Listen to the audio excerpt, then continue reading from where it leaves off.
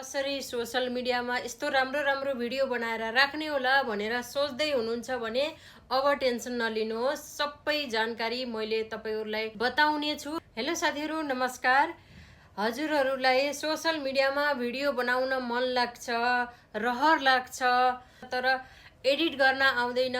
मैले कसरी एडिट गर्ने होला, कसरी सोशल मिडियामा यस्तो राम्रो राम्रो भिडियो बनाएर राख्ने होला भनेर सोच्दै हुनुहुन्छ भने अब टेन्सन नलिनुहोस्, सबै जानकारी मैले तपाईहरुलाई बताउने छु। हजुरहरुले मेरो भिडियोलाई राम्ररी हेर्नु होला।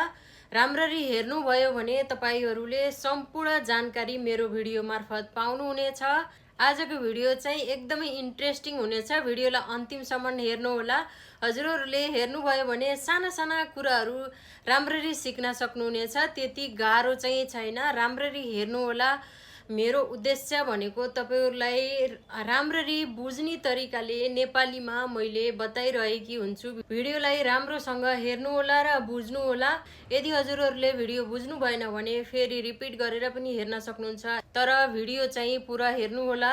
र मेरो भिडियोलाई लाइक कमेन्ट गर्दिनु होला साथीहरु। हजुरहरुको लागि मैले धेरै मेहनत गरेर, रिसर्च गरेर, धेरै वर्षको अनुभवले मैले हजुरहरुलाई बताउने हो। तर तपाईहरुले मेरो भिडियोलाई लाइक कमेन्ट पनि गर्दिनुहुन्न, शेयर पनि गर्दिनुहुन्न। तर हजुरहरुलाई मैले धेरै काम लाग्ने कुरा सिकाइरहेकी हुन्छु। ल हजुरहरुको धेरै टाइम नलिकन म हजुरहरुलाई स्क्रिनमा लिएर जाँदै छु। भिएन एपमा जाउँ, त्यसपछि प्लस न्यू प्रोजेक्ट, त्यसपछि म एउटा भिडियो ल्याउँछु।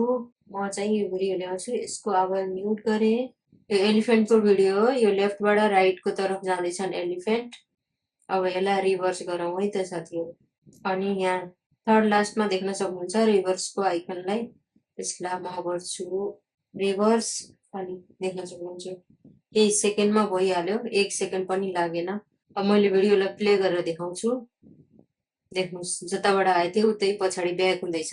यसरी हजुरहरुले भिडियोलाई रिभर्स गर्न सक्नुहुनेछ। यहाँबाट एक्सपोर्ट गर्न सक्नुहुनेछ। यसमा अझै अरु एडिटिङ गर्नुहुने हो भने हजुरहरुले यसलाई सेभ गरेर राख्न सक्नुहुन्छ। यसको कोखाको आइकन सेभ हुन्छ प्रोजेक्ट। हाम्रो अघिको प्रोजेक्ट यहाँ छ। यसलाई हामीले पछि एडिट गर्न पनि सक्छौं। हैन भने हजुरहरुले फेरि यसलाई क्लिक गरेर यहाँबाट एक्सपोर्ट गर्न पनि सक्नुहुन्छ। त्यो तपाईहरुको इच्छा। यस्तै यस्तै भिडियो एडिटिङको लागि मलाई फलो गर्नु होला र भिडियो मन परे लाइक शेयर गर्नु होला। सानो भए पनि कमेन्ट लेख्नुहोस्, कस्तो लाग्छ मेरो भिडियो हेरेर, हजुरहरुलाई के सिक्नुहुन्छ कि नै, बुझ्नुहुन्छ कि नै, त्यसको बारेमा मलाई थोरै भए पनि जानकारी दिनु होला है साथीहरु। हस्त, धन्यवाद।